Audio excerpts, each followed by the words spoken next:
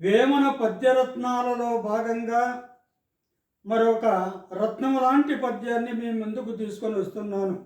అదేమిటంటే, అధికుడైన వానికి అధికారమిచ్చిన అతడి వారి నెల్లనదరించు, చెరుకు తిన్న నోరు చేదారగించునా విశ్వదాభిరామ వినురవేమా.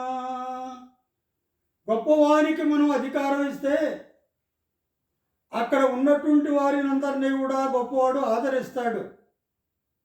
బాగా చెరుకు తిన్నటువంటి నోరు చేదును అరగించదు కదా, ఆ విధంగా నువ్వన్నమాట. ఎందుకంటే అతడు మంచివాడు కాబట్టి గొప్పవాళ్ళని ఆదరిస్తాడు.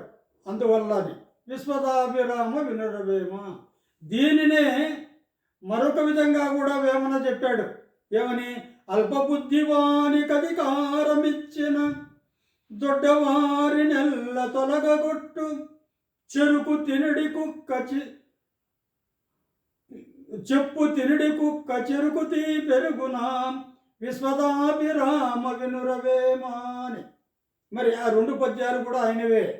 ఎంత అలాంటి పద్యం, ఇలాంటి పద్యాలు కూడా మరి చాలా గొప్ప గొప్ప పద్యాలు, ఎంతోమంది ఆదరించిన పద్యాలు అన్నమాట. మనం కూడా ఇవి నేర్చుకొని తరిస్తాము అని కోరుకుంటున్నాను.